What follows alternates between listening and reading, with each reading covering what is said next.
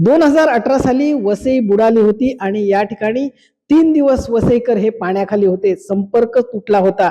अशीच परिस्थिती आता नुकत्याच झालेल्या पावसामुळे आलेली आहे. या ठिकाणचे माजी महापौर ज्यांनी नगराध्यक्ष असेल किंवा नगरसेवक महापौर या पदापर्यंत त्यांनी मजल मारलेली आहे. त्याने एक मास्टर प्लॅन तयार केलेला आहे आणि त्यांनी आयुक्तांसमोर सादर केलेला आहे. त्या मास्टर प्लॅन मध्ये काय आहे आपण त्यांच्याकडून जाणून घेऊया. सर, काय सांगाल, काय मास्टर प्लॅन आहे आपला?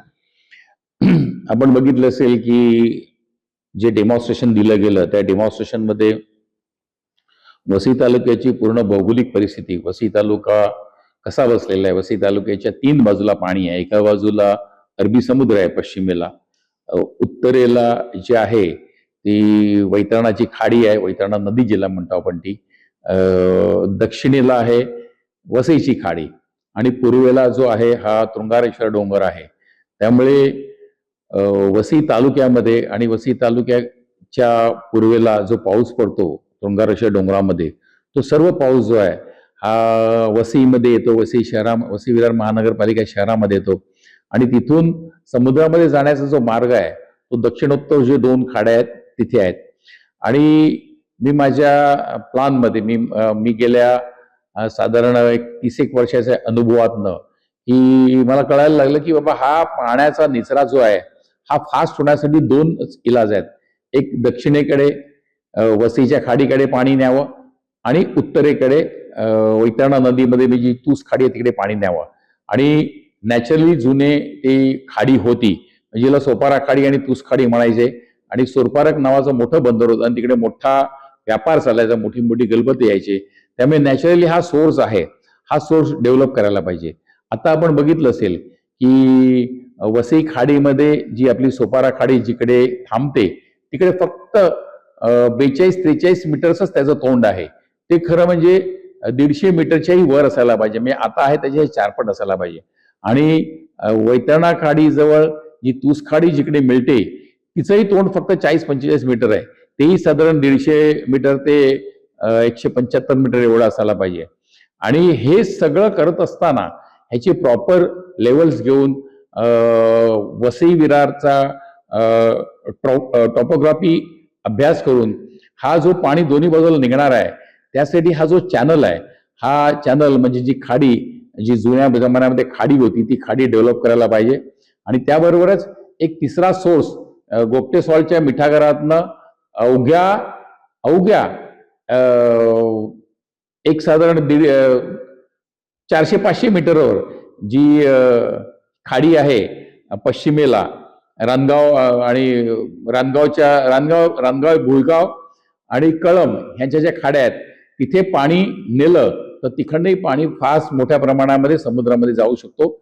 आणि त्यासाठी म्हणून विविध ठिकाणी आम्ही तिकडे सजेशन केलेलं आहे. साधारण 10 ते 12 ठिकाणी प्रॉपर होल्डिंग पॉइंट बनवायला पाहिजे. होल्डिंग पॉइंट मधनं पाणी या खाड्यांमध्ये पंपिंग करण्यासाठी पंपिंग स्टेशन करायला पाहिजे. पावसाचं पाणी येतं ते पहिला होल्डिंग पॉइंटच्या जवळपास आणून मग त्या खाड्यांमध्ये सोडायला पाहिजे, म्हणजे स्ट्रॉंग वॉटर रेन पावसाळी पाण्यासाठी हे म्हणतोय. आणि हे ज्या एक्झिस्टिंग खाड्या ज्या आहेत ह्या आहेत त्याच्यापेक्षा 4 पट रुंद व्हायला पाहिजेत आणि डबल टिबल खोल व्हायला पाहिजे, जेणेकरून पावसाचा निचरा फास्ट होऊ शकतो. पावसाचं पाणी वाहून नेण्याची कॅपॅसिटी ही 5 पट होऊ शकते. त्यामुळे अचानक जेव्हा एवढा पाऊस पडतो, यंदा जुलै महिन्यामध्ये जो पाऊस पडला तो नेहमीच्या अंदाजापेक्षा 5-7 पट पाऊस पडला. जो जुलै अख्ख्या महिन्यात पाऊस पडायला पाहिजे तो अवघ्या 1 आठवड्यात पाऊस पडला. त्यामुळे 4-5 पट पाणी पडला. आणि त्यावेळेला समुद्राची भरती ही छोटी भरती असली, म्हणजे भांगेचं पाणी असलं हा पाण्याचा निचरा स्लो होतो. त्यामुळे 4-5 दिवस पाणी खूप थांबलं, 48 तास लोक हैराण होती. आणि खरं म्हणजे ह्यावर उपाययोजना कधीच व्हायला पाहिजे होती. नेरीनी आणि IITने अभ्यास केलेला होता, महानगरपालिकेने त्याला 12 करोड रुपये खर्च केलेला होता. तो नुसता अभ्यास केला, त्याचा अहवाल दिला आणि 12 करोड रुपये अभ्यासाला अहवालाला कसा खर्च आला एक मोठं कोडं आहे. आणि त्यानंतर त्याच्यावर उपाययोजना काय केली? काहीच नाही केली. विचार केला एवढे पैसे आणायचे कुठून? पैसे आणायचे कुठून हा सोपा मार्ग आहे. महाराष्ट्र शासन एवढं मोठं आहे, केंद्र शासनाकडे पैसे मिळू शकतात, MMRD कडनं पैसे मिळू शकतात, महानगरपालिका विविध स्त्रोत महानगरपालिकेच्या तिथून आपण पैसे उभे करू शकतो, बॉन्ड आणू शकतो, कर्ज घेऊ शकतो आणि अशा रीतीने हे सोर्स आपण डेव्हलप करू शकतो. आणि ते अत्यावश्यक आहे. महानगरपालिकेने पिण्याच्या पाण्यासाठी वॉटर सोर्स डेव्हलपमेंट 4 तयार केली आणि लोकांकडून पैसे आपण घेतो वॉटर कनेक्शनसाठी, पिण्याच्या पाण्यासाठी आणि त्यांना देतो. तसंच पुराचं पाणी निघण्यासाठी म्हणून पुराचं पाणी बाहेर निघण्यासाठी म्हणून मिटिगेशन चार्जेस हे तयार करायला पाहिजे, फ्लड मिटिगेशन चार्जेस तयार करायला पाहिजेत. आणि येणारे नवीन कन्स्ट्रक्शन जे आहे या नवीन कन्स्ट्रक्शनवर हा मिटिगेशन चार्ज लावून एक उत्पन्नाचा स्रोत तयार केला पाहिजे आणि बँकांकडनं किंवा फायनान्स इन्स्टिट्यूटकडनं जे कर्ज येईल ते परतफेड करायला पाहिजे. नवीन येणारं जी बिल्डिंग आहेत, इमारत आहेत, घर आहेत, त्यांच्यावर हे मिटिगेशन चार्ज लावला, तिथे बांधकाम करणारे बिल्डर्स आहेत, कन्स्ट्रक्शन करणारे त्यांच्या लोकांना चालेल. ती नवीन लोकांसाठी आहे.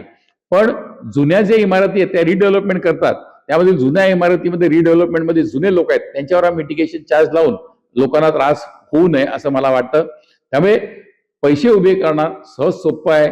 की पत्रकार मित्रांना मी विनंती केली आणि आताही तुम्हाला विनंती करतो की आपण आपल्या माध्यमातून गेल्या 8-10 दिवसाची पूरस्थिती जी आहे ही संबंध महाराष्ट्र आणि संबंध भारताने बघितलेली आहे. खूप वाईट अवस्था इकडे आहे आणि त्यासाठी म्हणून सर्व जनतेने एकत्र यायला पाहिजे, सर्व राजकीय पक्षांनी एकत्र यायला पाहिजे. राजकीय पक्षांनी जे सत्ताधारी पक्ष आहे त्यांच्यावर दबाव आणायला पाहिजे आणि केंद्र शासनाकडनं, महाराष्ट्र शासनाकडनं, MMRD कडनं निधी गोळा करायला पाहिजे. सर्व जर का लोकप्रतिनिधी एकत्र झाले, लोकप्रतिनिधींकडे इच्छाशक्ती असायला पाहिजे आणि इच्छाशक्तीच्या जोडीला त्यांच्याकडे पॉलिटिकल पॉवर असायला पाहिजे. तिकडे सत्तेवर बसलेल्या लोकांकडे काम करून घ्यायला पाहिजे. वसई तालुक्यामध्ये हे जे मोठे सोर्स आहेत पाण्याचे, पाणी निघण्याचे म्हणजे पावसाळी पाणी निघण्याचे, हे चांगल्या रीतीने डेव्हलप केले तर खूप मोठी राहत मिळू शकते. आणि त्यासाठी गोगटे सॉल सारखं मोठं मिठागर जे आहे ते शासनाचं आहे, महाराष्ट्र शासनाचं आहे. 1500 एकर जागा आहे ती आता मिठागर बंद झाले, त्याची लीज संपलेली, ते महाराष्ट्र शासनाकडे आहे. ते MMRD सारख्या संस्थेला जाऊन त्यांच्याकडनं पैसे उभारू शकत, तिकडनं एखादा IT पार्क अर्ध्या जागामध्ये उभारून अर्धा जागा होल्डिंग पॉन्ड पाणी साठवण्याचा जर का तिकडे मोठे जर पॉन्ड्स केले तर तिकडनं बराचसा निधी पण मिळू शकतो आणि आपोआप तिथे पाणी साठवून देऊ शकतो. आणि विविध ठिकाणी उदाहरणार्थ तृंगारेश्वर कडनं येणारं, पूर्वेकडनं येणारं पाणी आहे जी गोखिरा गावाच्या पाठीमध्ये मागे मिठागर आहे तिकडे एकत्र होते, तिथे 2 बाजूनी पाणी येते. नालासोपारा विरार वसईच्या पूर्वेकडनं पण तिकडे पाणी येते आणि पश्चिमेकडनं पाणी येते, रेल्वेच्या पश्चिमेकडनं पाणी येते आणि त्याबरोबरच तृंगारेश्वरच्या बाजूने पूर्वेकडनं पाणी येते आणि तिकडे मोठा पाण्याचा साठा होतो. तो तिकडे एक मोठा होल्डिंग पॉइंट म्हणून, तिथे पंपिंग स्टेशन म्हणून तो पाण्याचा निचरा आपण सहज करू शकतो. इच्छाशक्ती असेल हे सगळं मार्ग आपल्याला देऊ शकतात. असं म्हणतात, इच्छा असेल तर मार्ग दिसेल. एखादी चांगली कामं होण्यासाठी एक चांगला विचार यावा लागतो आणि मला तो आलेला चांगला विचार होता. त्या विचारामुळे मी माझं हे डेमॉन्स्ट्रेशन बनवलेलं आहे. मला अनुभव आलेला होता. मी आज माझ्याकडे डेट पण आहे, 21 मे 1989 ज्यावेळेला अशाच प्रकारे आम्ही खाडी खणण्याचा प्रयत्न केला आणि विरार पश्चिमेची जी खाडी आहे की जिथे आज सायन्स गार्डन आहे त्या खाडीची एकदम बारीक नाळा झालेला, ती खाडी मोठी करण्यासाठी म्हणून माझी स्वतःची मशिनरी लावून, त्यावेळेला मी नगरसेवक होता, मशिनरी लावून जनार्दन घरत जे जिल्हा परिषदेचे माझे अध्यक्ष ते बोललेले आहे, त्यांना ह्या खाडीची पूर्ण माहिती होती. त्यांना जोडीला घेऊन ही खाडी विरार पासून तर थेट चिखलडोंगरेला तूच खाडी आहे तिथपर्यंत खणली, मोठी केली, तिथे असणारे अडथळे दूर केले आणि हा पाण्याचा निचरा व्हायला लागला. त्यामुळे विरारच्या पश्चिम भागामध्ये, विराटनगरमध्ये पाणी थांबायचं, MBC पाणी थांबायचं, त्यावेळेला पाणी थांबायचं बंद झालं. त्यामुळे तिथनं मला अनुभव आलेला होता की ह्या खाड्या खोल आणि रुंद केल्या तर हा पाण्याचा निचरा चांगल्या रीतीने होऊ शकतो. त्याला हाच एक इलाज आहे आणि तो इलाज करण्यासाठी म्हणून चांगला निधी गोळा करायला पाहिजे. हे करत असताना अडचणी खूप आहेत, हेही मला माहिती आहे की या खाड्या खणल्यानंतर त्यातलं माती कुठे नेऊन टाकावी, या खाड्या खणत असताना मॅनग्रोव्हचा प्रश्न तो मॅनग्रोव्ह काय करावे, मॅनग्रोव्ह कुठे रिप्लांट करावे, त्याची एन्व्हायरमेंटकडनं कशी परमिशन घ्यावी, त्याच्यासाठी निधी कसा उपलब्ध करून द्यावा, या सगळ्या अडीअडचणी आहेत. पण ह्यावर आपण मात करू शकतो, कारण ह्या सगळ्या अडीअडचणीपेक्षा लोक 48 तास जर का पाण्याखाली राहत असेल तर हे आपल्याला करणं भागच आहे. ही तुमची आमची जबाबदारी आहे. त्यामुळे हा जो मी दाखवलेला प्लान आहे हा काही एक्सपर्ट्स जे आहेत महाराष्ट्रामध्ये आहेत, भारतामध्ये आहेत, त्यांच्याकडनं अभ्यासून यावर तातडीने उपाय करायला पाहिजे. हे काय उद्याच्या उद्या लगेच होईल अशा काही भाग नाही आहे. याला परमिशन घेतानाच एक 8-10 महिने, वर्ष निघून जातील आणि नंतर पुढच्या 4-5 वर्षामध्ये हा पूर्ण प्लान आपण करू शकतो. आणि हा जो खाडी मोठी झाली, सोपारा खाडी ते तुस खाडी, तर तो मोठा वॉटर चॅनल तयार होईल. त्यातनं बोटीद्वारे प्रवासी वाहतूक पण होऊ शकेल. म्हणजे हा एक दुसरा मार्ग तयार होऊ शकतो लोकांना येण्या जाण्यासाठी आणि आपोआप नॅचरल पावसाचं पाणी जाण्यासाठी मार्ग तयार होऊ शकतो. त्यासाठी निधी कुठून आणणार, त्यासाठी एन्व्हायरमेंट परमिशन कुठून आणणार, त्यासाठी मॅनग्रोथचं काय करणार ह्याचा विचार करू नये. होल्डिंग पॉइंट हे खूप महत्वाचे आहेत. सिडकोने त्यांच्या प्लॅनमध्ये होल्डिंग पॉइंट दाखवले, पण एकही होल्डिंग पॉइंट डेव्हलप झालेलं नाही. महानगरपालिकेला होल्डिंग पॉइंटच्या काही जागा हँडओव्हर पण झालेल्या आहेत, पण होल्डिंग पॉइंट तयार झालेला नाही. का नाही झाला? तर आमच्याकडे पैसे नाही. तर हे उदाहरण सांगू नये, हे कारण देऊ नये. प्रत्येकाने तयारी करावी, महानगरपालिकेने तयारी करावी, आणि हे मला करायचं आहे या भावनेतनं उतरलात तर पैसे कुठूनही गोळा होतील. सर मला सांगा, तुम्ही हा जो खर्चाचा विनिमय आहे त्याला एक तुम्ही पर्यटनाकडे सुद्धा बघता, आणि तो सुद्धा तुम्ही आयुक्तांसमोर मांडला होता की पर्यटनाच्या माध्यमातून आपल्याला पैसे मिळू शकतात, म्हणजे वेगवेगळे उपक्रम राबवून त्याच्यातून सुद्धा पैसे मिळू शकतात. काय सांगाल?